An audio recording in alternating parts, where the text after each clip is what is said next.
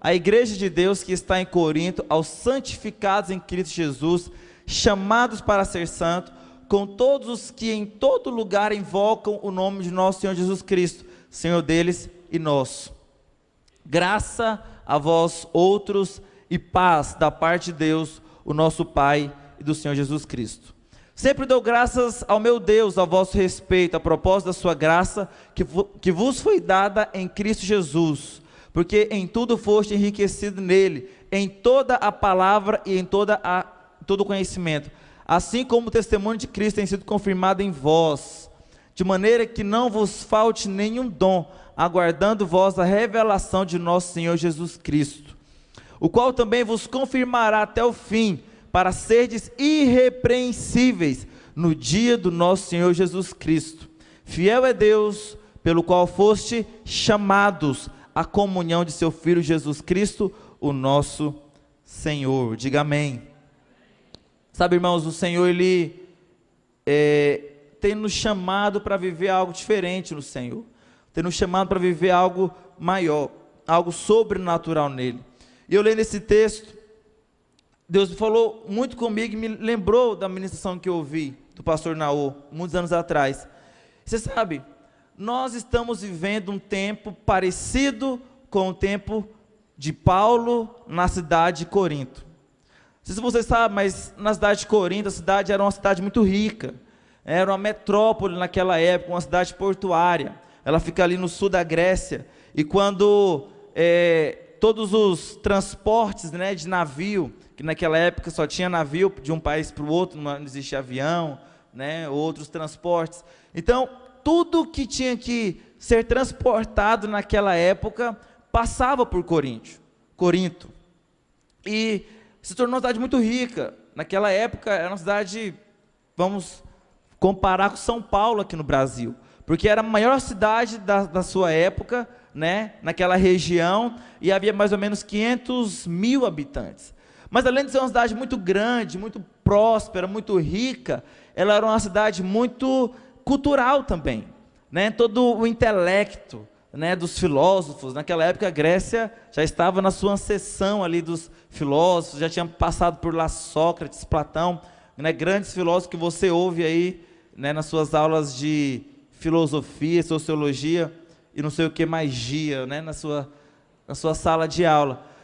Mas todos passaram, né, por lá. Então era uma cidade muito cultural, mas além dela ser muito rica, muito intelectual, ela também era uma cidade muito promíscua. Não sei se você sabe, mas eles adoravam muitos deuses, e um dos deuses que eles adoravam era uma deusa chamada Afrodite, que era a deusa do amor, né? Quantos aqui querem casar um dia, em nome de Jesus? Aleluia. Não procura a deusa Afrodite, amém? Porque é um demônio. E essa deusa, havia um templo na cidade de Corinto, templo pagão, no qual havia 1000 prostitutas cultuais. O que eram essas prostitutas cultuais? Elas adoravam a deusa Afrodite, e a forma que elas adoravam a deusa Afrodite era tendo relação sexual diante de uma estátua, que era da Afrodite. Então eram 1000 prostitutas sexuais tendo orgia no meio de um templo. Então era uma cidade extremamente promíscua. E algo que me chamou a atenção é porque a nossa geração vive um tempo muito parecido com o tempo de Corinto. E Paulo, ele foi levantado por Deus no meio dessa promiscuidade para influenciar toda uma cidade. A história conta que a igreja de Corinto foi uma das bases apostólicas para todo o mover de Deus que havia naquela época. Tinha em Antioquia, tinha em Éfeso, mas também tinha em Corinto. Mas eu fiquei orando e falando: Senhor, como que o Senhor levantou um homem, né, alguém, no meio de uma calamidade tão grande dessa? Sabe, todo lugar onde há muita promiscuidade, onde há muita gente, sabe, se escondendo de Deus, fugindo de Deus, Deus levanta uma geração de jovens apaixonados. Você sabia que todo o grande mover de Deus começou com jovens? ou pelo menos 99%. Todos os homens de Deus que se levantaram na sua cidade, que se levantaram na sua escola, na sua faculdade, eram jovens. E aqui eu não estou falando de uma idade física, mas né, os dados falam que a idade física está no meio disso tudo aí. Mas é uma idade espiritual, porque a Bíblia fala que o jovem ele tem a sua força, mas tem muitos jovens de 15, 20, 24 anos que tem um espírito de velho, né? Que vem para uma vigília aqui, é 1h da manhã, está morrendo de sono. Isso é velhice, irmão. Diga misericórdia. Jogava videogame, você vira à noite, mas para ouvir uma palavra você está dormindo? Tem espírito de velho. Fala para o seu irmão, acorda. Deixa eu te falar algo, brincadeira à parte. Deus também quer levantar uma geração no nosso meio. Você sabe, nós vivemos numa geração muito intelectualizada, globalizada. Naquela época, os navios é quem fazia uma globalização. Mas hoje em dia, nós vivemos uma geração globalizada, né? Quantos aqui tem celular, smartphone? Todos têm, né? Se você não tem, você está um pouco ultrapassado. Porque todos têm, e todos têm a notícia na palma da sua mão. Então, hoje nós vivemos num mundo muito globalizado, né? Já passou os milênios, e hoje nós estamos vivendo a geração Z. A geração Z é a geração conectada, né? Uma criança hoje de 10 anos tem um tablet na mão. Uma criança hoje de 8 anos, quando ela vai ter um aniversário, o pai pergunta para ela o que ela quer de aniversário, ela vai falar um celular, um tablet, né? E os avós são os que mais ajudam nisso, né? Eles sempre dão um negócio ali que estraga o seu filho. Mas por quê? Porque é uma geração intelectualizada. Mas nós também vivemos numa geração muito idólatra. E não somente uma geração idólatra de santo, de demônios, né? de estátuas, mas uma geração idólatras de pessoas lá do mundo, de famosos. Você vê gente aí morrendo, se matando por causa de cantor, né? Se matando por causa de jogador de futebol. E né, no meio dessa geração, Deus quer levantar jovens que irão fazer a diferença. Mesmo lá na sua faculdade, na sua escola, no seu trabalho, onde você estiver, o Senhor ele quer te levantar para fazer a diferença. E eu fiquei orando e falando, Senhor, como que o Senhor vai levantar uma geração de jovens? Como que o Senhor vai levantar homens e mulheres que vão fazer a diferença aonde quer que eles estejam? E baseado nesse texto, eu queria te falar algumas coisas que o Senhor ele quer fazer no nosso meio, quer levantar no nosso meio, para de fato nós fazermos a diferença. Nós não queremos fazer diferença apenas aqui nesse prédio, porque é muito bom estar aqui orando, buscando de Deus, mas sabe onde você vai fazer a diferença, irmão? É lá fora, é na sua escola, é no seu trabalho, é na sua faculdade, é dentro de sua casa. A palavra igreja, eclésia, ela é chamada para fora, não é aqui dentro. Aqui é confortável, aqui é bom orar, receber o Espírito Santo, ser marcado pelo Senhor, mas onde você vai, de fato, ganhar a Copa do Mundo, é lá no estágio, não é no CT, sem treinamento. Então, que essa palavra sirva como um alimento, para você sair daqui e falar, Senhor, eu quero ser usado por Ti. Quantos querem ser usados pelo Senhor aqui nessa madrugada? Diga amém. Primeira coisa que o Senhor, que eu vi nesse texto, que o Senhor de fato falou comigo, é que Deus só usa pessoas chamadas. No versículo 1, se você puder olhar lá no telão, a Bíblia fala, Paulo, chamado, Deus não usa voluntários. Você é um voluntário ou você é alguém chamado por Deus? Quem é o voluntário? Voluntário é aquele que faz quando dá, voluntário é aquele que faz o que quer, voluntário é aquele que faz quando está tudo do jeito que ele quer, do jeito que ele gosta, até o ponto que ele não gosta, aí ele sai, aí ele para. Esse é o voluntário. O voluntário é aquele que não tem uma ambição de ver a geração sendo transformada. O voluntário é aquele que se pisou no calcanhar dele, ele embirra, ele sai da igreja, ele fala, eu não vou passar por isso. Mas o chamado não, o chamado ele entendeu que Deus pegou ele, trouxe para cá e liberou uma palavra sobre a vida dele. Talvez você pensa que o chamado é apenas aquele que quer ser pastor. É um engano seu, irmãos. todos nós fomos chamados pelo Senhor. A diferença é que umas pessoas entenderam isso, outros não entenderam. Você sabe, qual que é o seu chamado? O meu chamado é de ser pastor, mas a maioria aqui não vai ser pastor. Se você vai ser pastor, glória a Deus. Mas a Bíblia fala que de 12 tribos, apenas uma tribo foi separada para o ministério integral. A maioria dos jovens são chamados para um chamado secular, lá fora. Talvez o seu chamado de ser um empreendedor. E você vai fazer a diferença no mundo dos negócios. Talvez o seu chamado para a medicina. Você vai ser um ministro de Deus da medicina. Talvez o seu chamado para a sala de aula, para ser professor. Ou talvez o seu chamado para ser um pastor, um missionário da sua vida. Eu quero te falar algo. Independente do seu chamado, se você encará-lo como voluntariado, você não pode ser usado por Deus. Não pode. Porque Deus não usa voluntários. Pastor, mas eu estou aqui liderando o céu, eu não sou voluntário. Não, você é alguém chamado. O voluntário, irmãos, é aquele que no momento que ele quiser parar, ele para.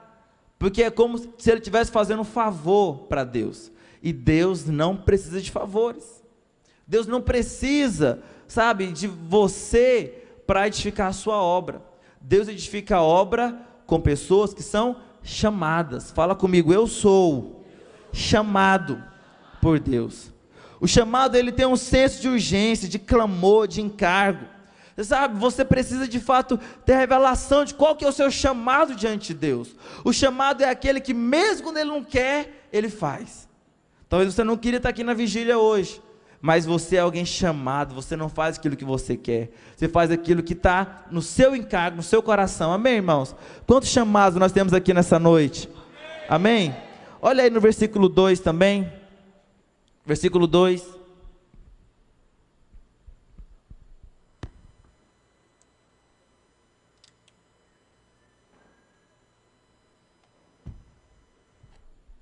versículo 2, a Bíblia, aliás, né, versículo 1, perdão, volta lá. Paulo, chamado pela vontade de Deus para ser apóstolo de Jesus Cristo, e o irmão Sóstenes.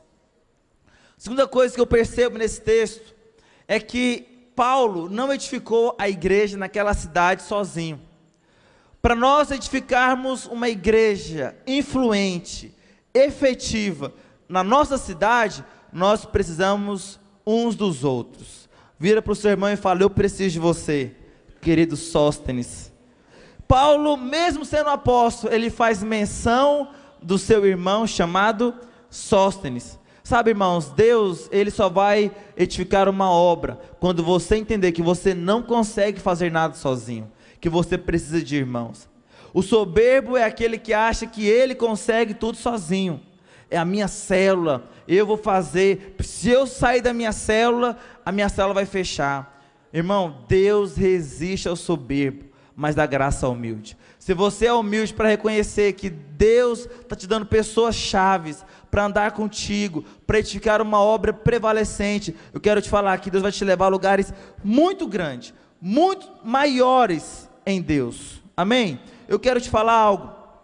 Quem é chamado pelo Senhor, e aí eu volto no primeiro tópico, quem é chamado por Deus, ele sempre vai ter pessoas que vão andar junto com ele. Se você é alguém que foi chamado pelo Senhor, você vai ter uma equipe, seja ela a sua célula, o seu discipulado, seja ela um guardado que for, que você está passando anjo, que você está consolidando. Quero te falar que essa pessoa é o seu Sóstenes, e é com ela que você vai edificar a obra de Deus.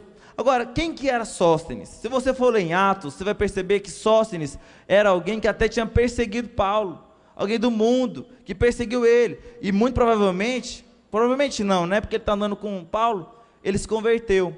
E ele então foi andar com Paulo para edificar a obra de Deus na igreja de Corinto. Sabe, irmãos, Paulo não andava por preferência. Paulo, ele não ficava escolhendo quem que ele ia andar, quem que ele ia liderar, quem seriam os irmãos de ministério dele. Ô meu irmão, se você anda por preferência, se você coloca a sua preferência na frente da obra de Deus, Deus também não pode edificar uma obra com você. Você precisa entender que a obra de Deus, ela está muito além da sua preferência, está muito além daquilo que você acha melhor ou não. Talvez Paulo nem, tinha muito a ver com Sóstenes, mas ele cita ele mostra a importância de nós andarmos com aqueles que Deus colocou nas nossas mãos. Eu fico muito triste quando eu vejo líderes que reclamam da sua célula, irmãos que olham para a sua célula e falam, não, os irmãos não respondem, os irmãos não estão dando melhor. Mas como é que você está olhando para ele? Você está olhando para ele com a visão de fé ou com aquilo que você está vendo naturalmente? Então, irmãos, não escolha com quem você anda. Deus só vai levantar uma obra prevalecente no nosso meio, se você ser guiado pela vontade de Deus. A terceira coisa, no versículo 3, é que a Bíblia fala, graça a vós outros e a paz da parte de Deus, do nosso Pai e do nosso Senhor Jesus Cristo. Versículo 4. Sempre dou graças ao meu Deus a vosso respeito, a propósito da sua graça que vos foi dada em Cristo Jesus. Versículo 5. Porque em tudo foste enriquecido nele, em toda a palavra, todo conhecimento. Versículo 6. E assim o testemunho de Cristo tem sido confirmado em vós. Eu acho que é o versículo 2 então. Volta lá para o 2. Que eu não anotei. Aqui.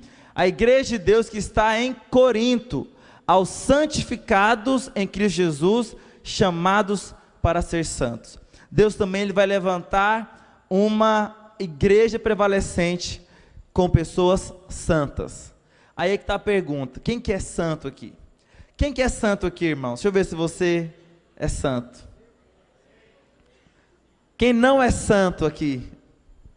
Quem não é nada? Quem está dormindo aqui? Que uns levantam a mão, outros não levantam, os que estão meio na dúvida. Quero te falar algo, você é santo. Diga amém. Você é alguém santo. No momento que você aceita Jesus no seu coração, você então é santificado. Por isso que Paulo fala, aos santificados em Cristo Jesus. Mas ele coloca uma vírgula, e ele fala, chamados para serem santos. Então você é santo, chamado para ser santo. Há uma diferença entre posição e estado. Nós temos a posição e nós temos o estado. A sua posição é que você é santo, e o seu estado é que você está se santificando todos os dias. Não aceite o diabo falar para você que você não é santo. A palavra santo, ela quer dizer separado para Deus. Você foi separado para o Senhor quando você se converteu, mas você está num processo de posicionamento, de experiência com Deus, para que você pegue isso, a sua posição, que você é santo, e a pratique, torne isso prático na sua vida. Então você é santo, chamado para ser santo, e Deus quer edificar uma obra com pessoas santas.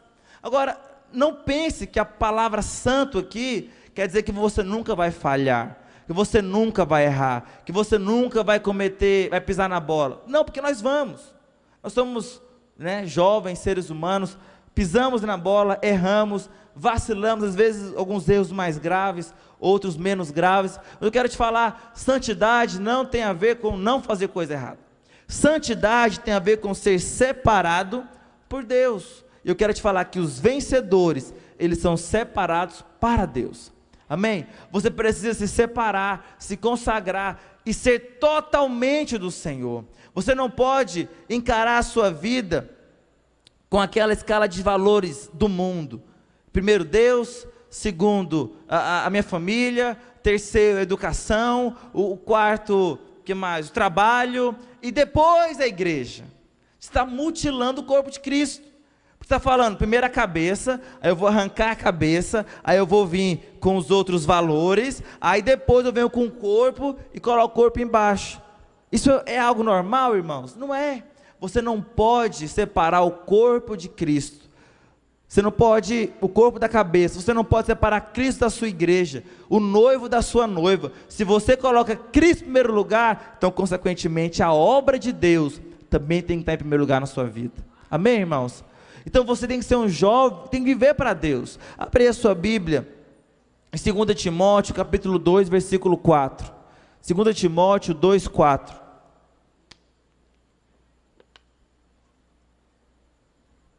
nenhum soldado em serviço.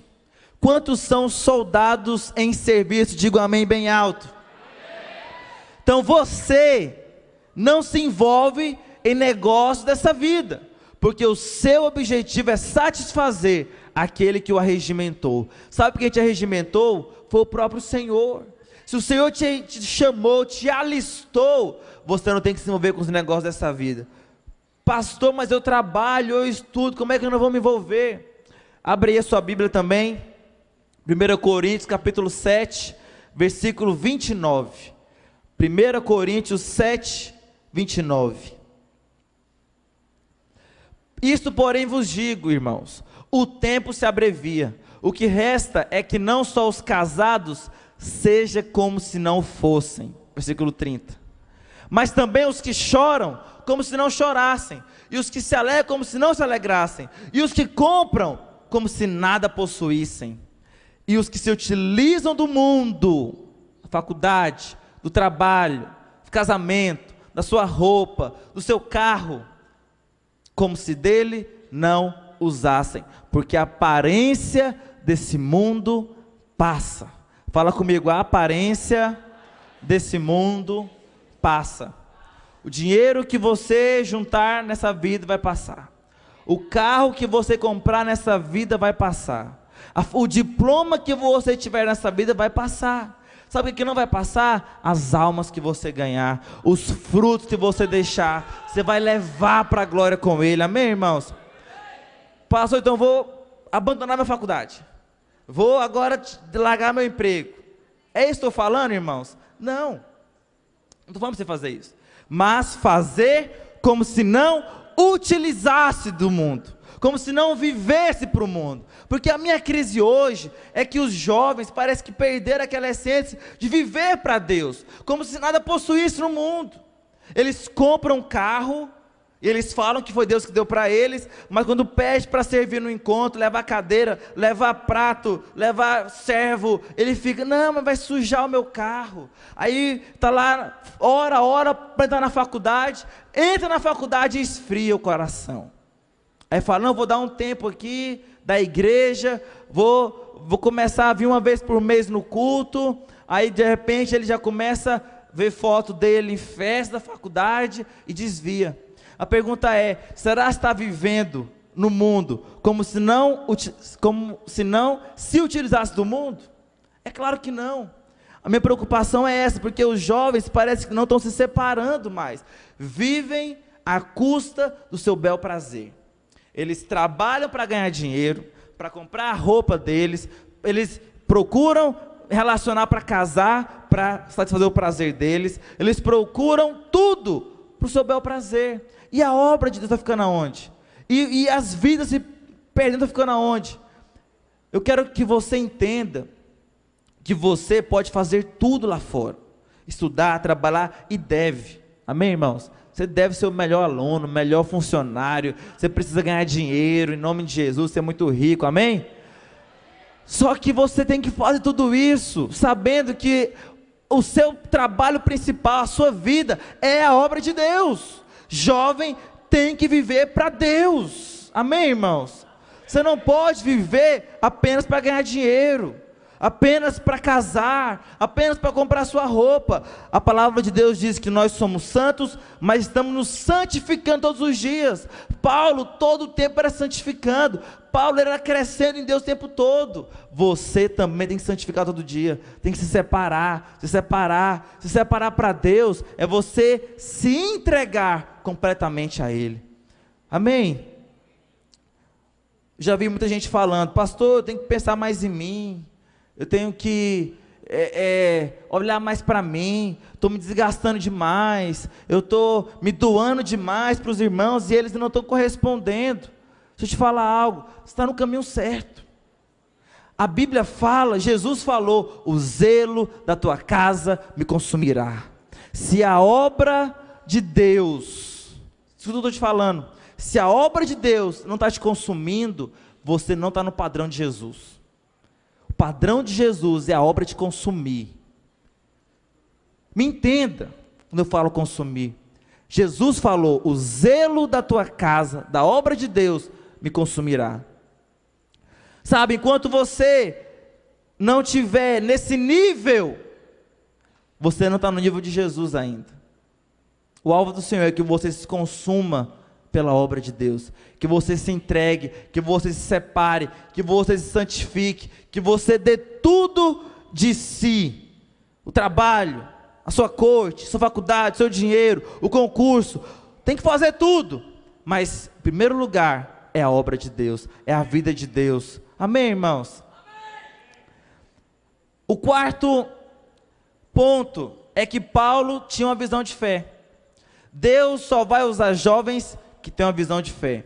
Eu não vou ler, porque a gente já leu esses versículos, mas a gente leu aqui no texto que Paulo começa a elogiar a igreja de Corinto. Mas deixa eu te falar, a igreja de Corinto não tinha nada disso que Paulo falou. A igreja de Corinto era uma igreja que era promíscua, né? Lá tinha casos do filho ficar com a madrasta, lá tinha casos dos irmãos colocar um aos outros na justiça, lá eles se batizavam em lugar dos mortos, lá eles tinham litígio, lá eles tinham uma idolatria com os dons sobrenaturais, lá eles tinham fofocas, eles comiam carne sacrificada a ídolos, ou seja, eles eram totalmente a pior igreja, se hoje nós fôssemos falar assim. E Paulo começa a ter uma visão de fé. Paulo começa a ver nos irmãos, vocês são santos, nenhum dom falta para vocês, vocês são chamados para ser santos, vocês têm a palavra da verdade. E ele começa então a falar da igreja de uma maneira que ninguém via. Sabe por quê? Porque lá em 2 Coríntios capítulo 5, 16, fala que a ninguém conhecemos segundo a carne. Isso a ninguém não é somente pessoas, mas também situações.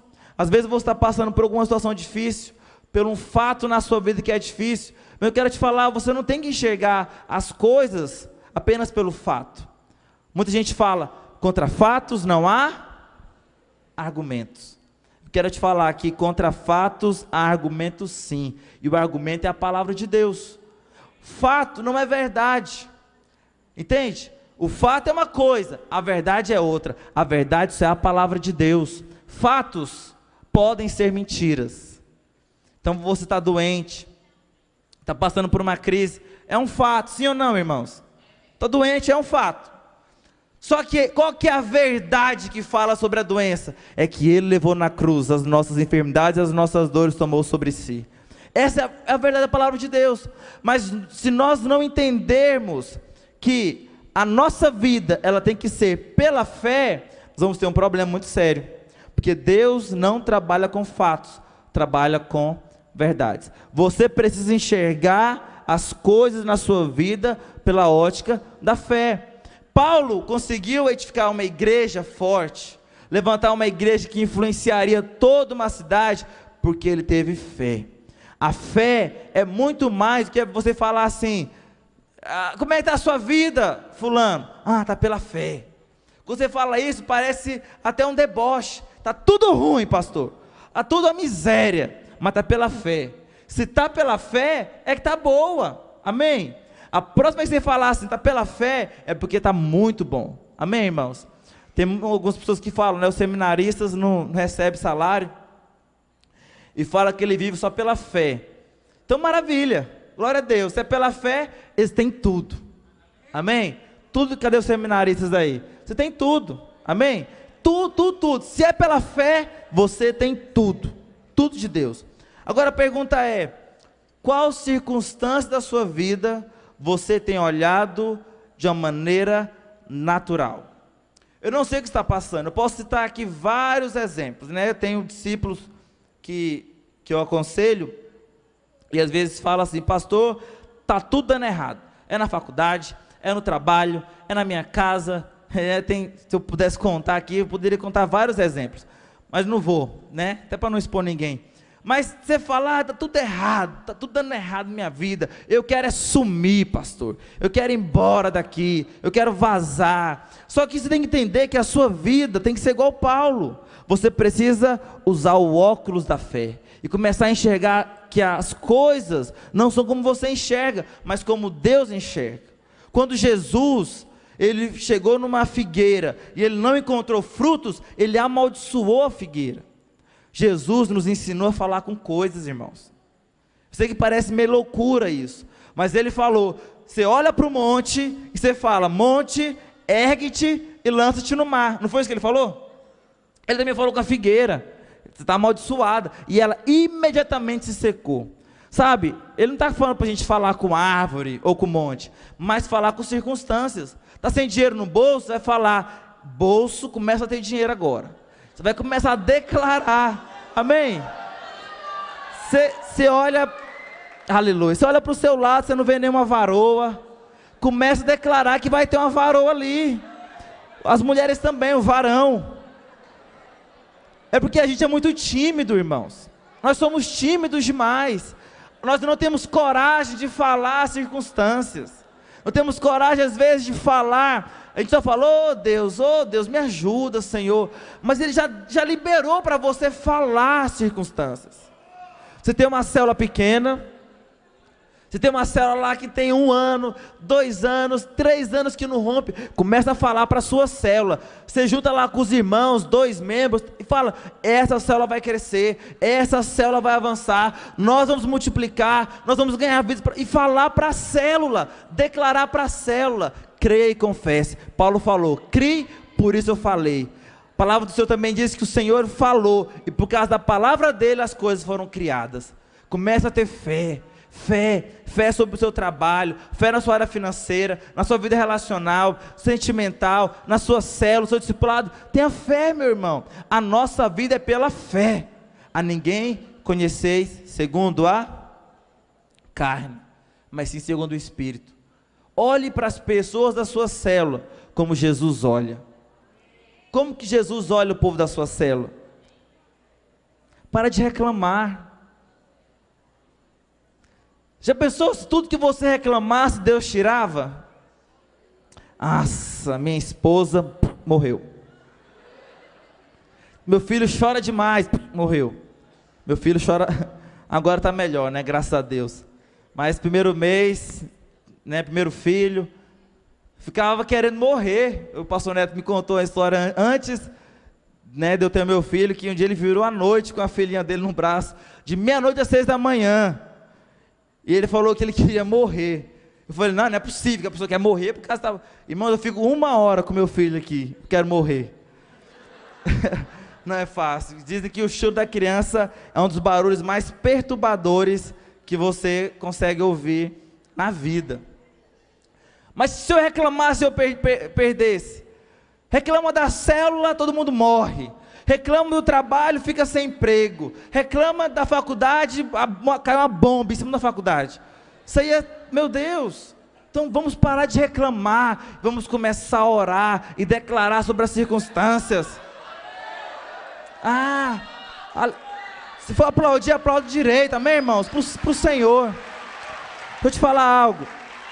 Uma das coisas que mais me deixa chateado é quando, aleluia, é quando as pessoas vêm reclamar sem dar solução.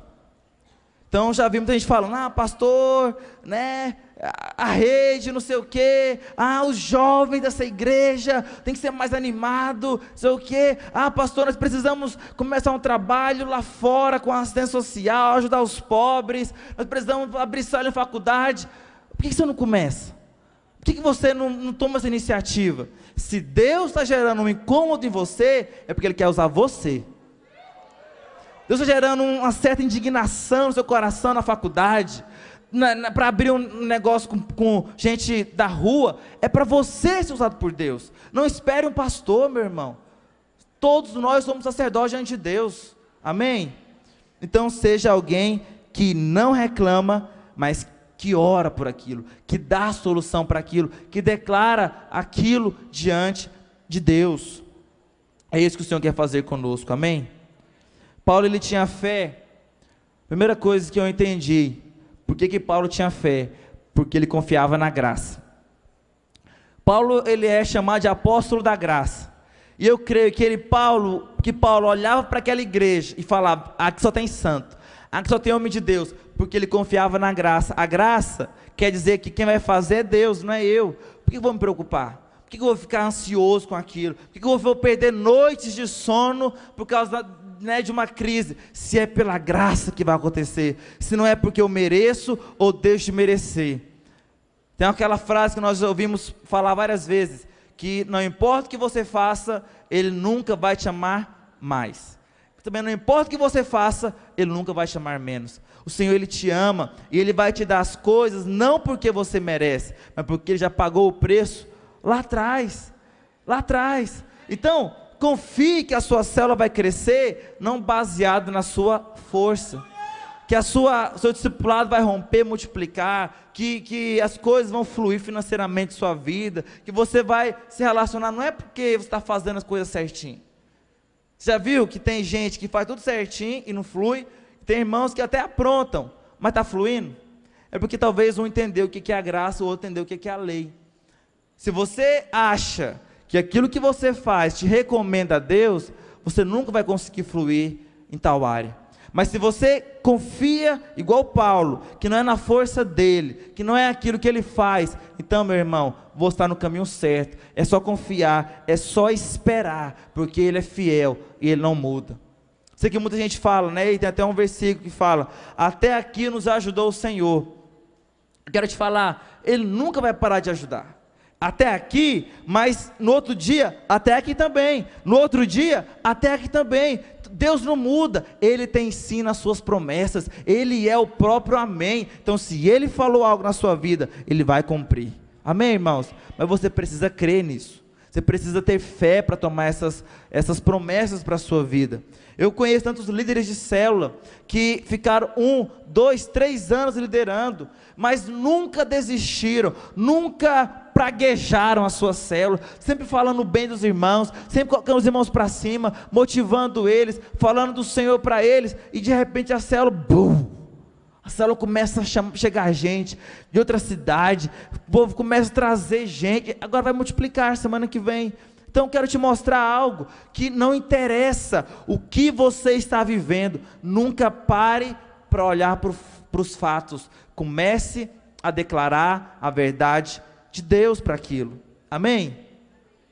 Eu quero te encerrar lendo um texto, 1 Coríntios capítulo 2, abre aí a sua Bíblia, 1 Coríntios capítulo 2,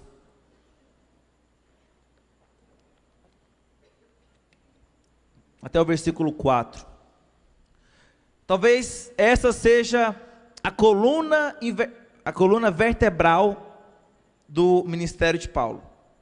Paulo é um grande exemplo, talvez um dos maiores apóstolos já passaram, né, pela palavra de Deus.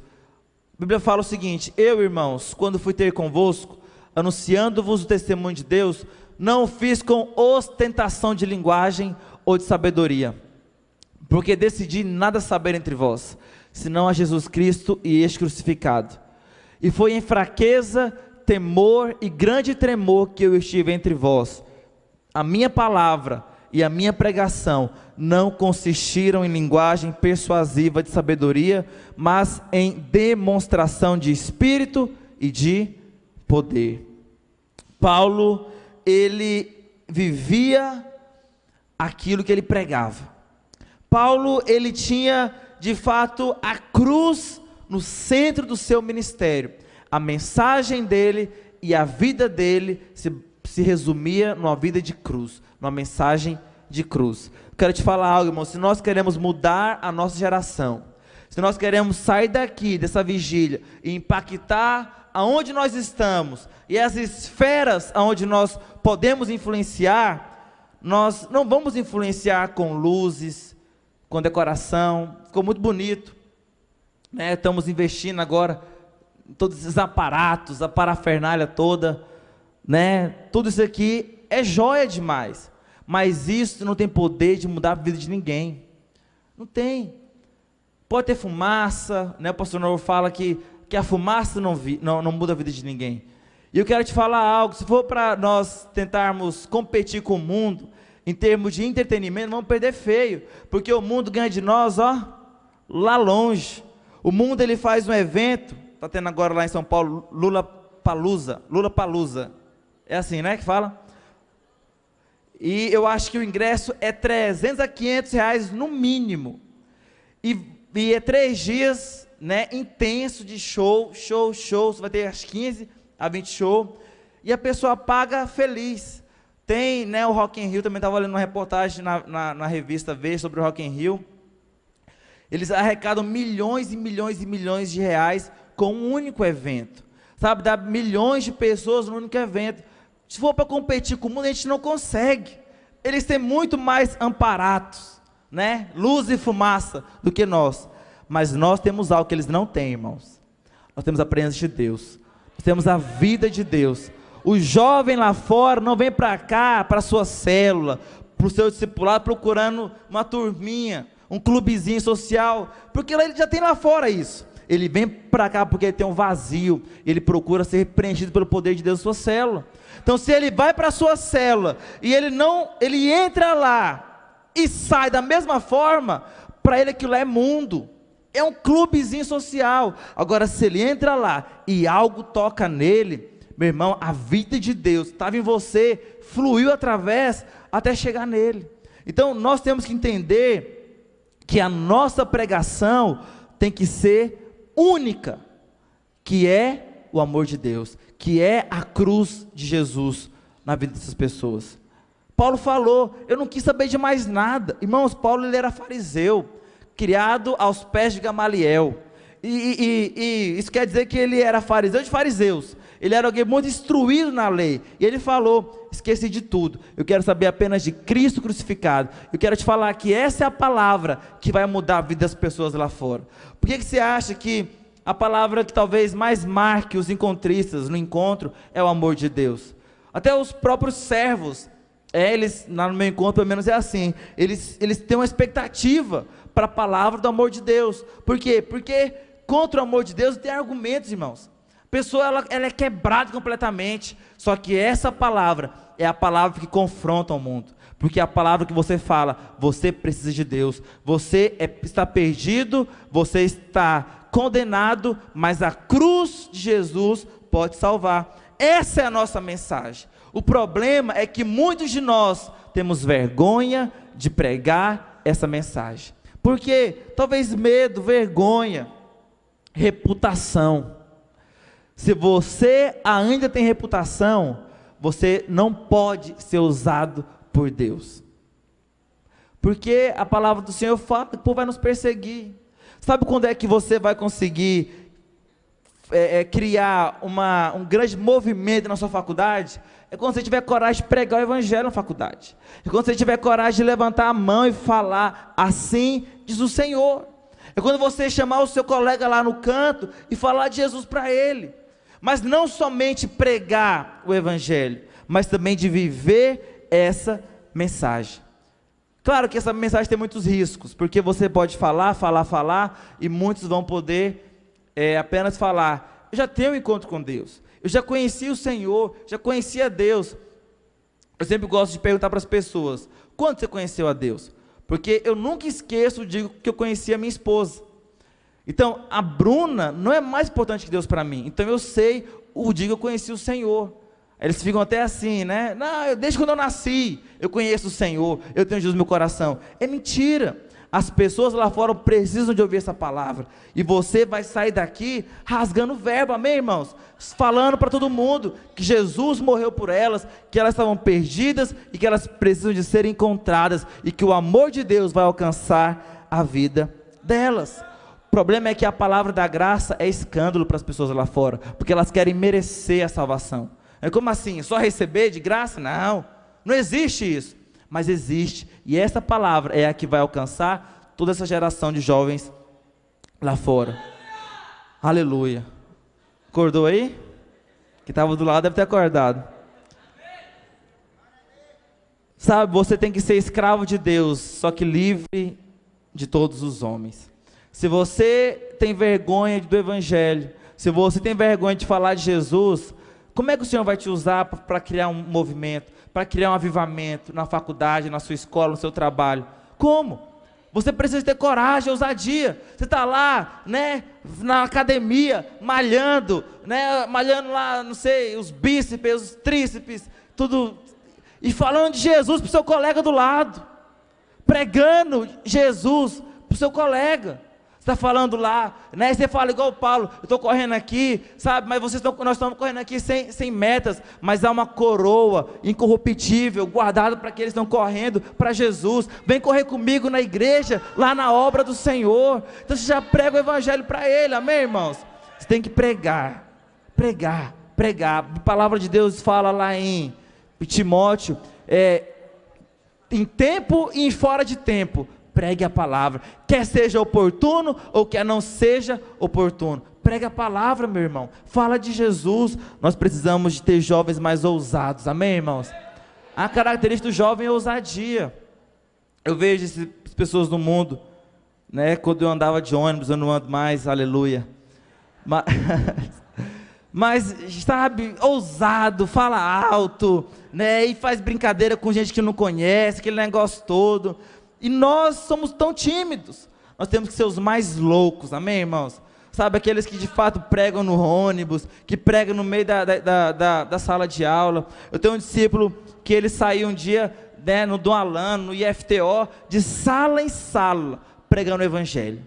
Falou, eu vou falar de Jesus para esse povo. Ele saiu, professor, eu posso falar 5 minutinhos, professor? Não, só 5 minutinhos. Ele falou, Jesus ama você, né? Você é amado, não importa o que você fez, sua vida, Ele perdoou seus pecados. Se você quiser ter um encontro com Jesus, está aqui meu telefone, fala comigo, vamos para o encontro. Amém, obrigado. Saía, ia para outra sala. Tem que ter ousadia. Eu não sei lá na sua casa, se tiver uma reunião de família e falar assim para você, fala aí um pouquinho, né, de Jesus para nós, ou então, ora aí pelo nosso almoço. Aproveita a oportunidade, prega o evangelho para eles, fala de Jesus para eles. As pessoas precisam ouvir de Jesus, amém, irmãos? Mas o que me chama a atenção em Paulo é que ele apenas não pregava a palavra, ele vivia aquilo que ele pregava. E ele mesmo falou, para que eu não me encontre desqualificado, para que eu não me encontre reprovado. Estou ensinando a alguns, ensinando a todos, mas eu mesmo não quero ser achado reprovado naquilo que eu prego. Deixa eu te falar algo, apenas não prega o evangelho, viva o evangelho, viva aquilo que você prega, amém? Quando Paulo fala em fraqueza, em temor, em grande tremor, é porque estava vivendo crucificado. Ele crucificou a sua vida, a sua carne. Quando você se separa, se santifica, você está crucificando a sua carne.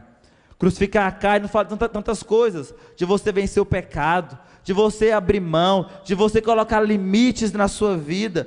Paulo vivia dessa maneira. Antes de Deus te usar numa plataforma, Ele quer fazer a obra dentro de você. Antes dele fazer a obra através de você, Ele quer fazer em você. Deus tirou Moisés do deserto, tratou Moisés no deserto, porque a Bíblia fala que ele era dotado de toda a ciência, ele tinha palavras de sabedoria humana, e Deus então pegou ele, vem aqui meu filho, vamos dar uma volta no deserto, 40 anos, e Deus então mostra para ele que ele não é nada. Deus então, de fato, faz ele se crucificar. E depois então que ele reconhece, eu não sou nada, ele nem queria mais ser usado por Deus, Deus chama ele para o ministério. Ele até fala, mas Senhor, eu sou velho, eu sou pesado de língua, né? Eu não sei falar nem direito. Peraí, o cara que tinha toda a ciência do Egito, todas as palavras de sabedoria humana, aquele que matou o egípcio na ponta do braço, no murro, uau, agora está falando que não é nada, e Deus pega e fala para ele, agora você está apto para ser usado por mim. Então depois que ele é tirado do deserto, que então ele pode tirar o povo do Egito e levar para a terra de Canaã. Antes de Deus fazer uma obra através de você, Ele quer fazer uma obra na sua vida, em você. Ele quer mudar áreas na sua vida que você não pode mudar, só Ele pode mudar. Então, a cruz só tem poder quando ela opera em nós primeiro, e depois ela vai operar através de nós. E por último, ele também teve uma atitude de cruz. Sabe, quando o pastor ele fala, estou encerrando, ele tem umas 3 vezes ainda, né? Para poder falar que vai encerrar. Eu estou na segunda, que eu falei que eu vou encerrar, então falta a terceira ainda. Amém? Quem está acordado, diga amém aí. Quem está dormindo, diga misericórdia. Aleluia. No versículo 4, fala: a minha palavra, a minha pregação não consiste em linguagem persuasiva de sabedoria. Acho que mudou alguma coisa aí. É 2:4, estava lá certo. Minha palavra não consiste em linguagem persuasiva de sabedoria, mas em demonstração do Espírito e de poder. Paulo não queria convencer as pessoas, irmãos. Meu alvo aqui não é te convencer, e eu nem quero ter uma pregação legal, ou fazer coisas divertidas para você se entreter, para você não dormir. Não, quem estiver ouvindo, glória a Deus, quem estiver dormindo, glória a Deus também. Eu quero que você entenda algo, que a mente toca a mente, e o Espírito toca o Espírito. Se você é alguém que vive a cruz, vive a crucificação de Jesus, você então vai poder tocar vidas de pessoas, sabe? Você nem precisa falar direito, você nem precisa ter uma boa oratória, você precisa ser cheio do Senhor, para quando você abrir a sua boca, as pessoas serem tocadas por Ele. Deus quer tocar a vida de pessoas através da sua vida. O que me deixa em crise é que nós nunca tivemos igrejas tão cheias, né? Igrejas tão lotadas, mas de tanta gente vazia. Se você olhar o Ibope hoje, Datafolha, todas essas empresas de pesquisa, já tem mais de 30% dos brasileiros são evangélicos, são crentes. Só que hoje já está chegando ao nível de ter crentes que não são praticantes. A pergunta é: qual parte você faz? Aonde você faz parte? Qual o percentual que você está incluído? Porque você não faz parte apenas de um número. Se a igreja está crescendo no Brasil, as coisas deveriam mudar, mas não estão mudando. Sabe por quê? Porque está crescendo, mas tem muita gente vazia, ou muita gente cheia de si, cheia dos seus desejos, cheia dos seus prazeres, e estão se esquecendo daquelas coisas mais importantes. Paulo não queria ser apenas um intelectual, bonitinho. Ele queria que a sua pregação se manifestasse com poder, com glória de Deus. E hoje é uma noite do Senhor derramar o seu poder sobre nós, amém, irmãos? Queria que o Pedro subisse com a equipe dele, porque nós vamos orar agora. E o alvo é que você seja cheio do poder de Deus. Quantos querem o poder de Deus na sua vida aqui, amém? Fala amém mais alto, irmãos. Se coloca de pé onde você está. Deixa eu te falar algo. Deus quer nos usar. Deus quer nos usar para fazer a diferença. Deus quer nos usar para de fato impactar a nossa geração. A pergunta é: será que nós estamos no nível de ser voluntário ou de sermos chamados? Será que nós estamos nos santificando todos os dias para o Senhor, nos separando todos os dias para o Senhor? Será que nós estamos vivendo uma vida natural ou olhando pela fé? Deus quer nos usar, mas o Senhor, Ele quer nos levar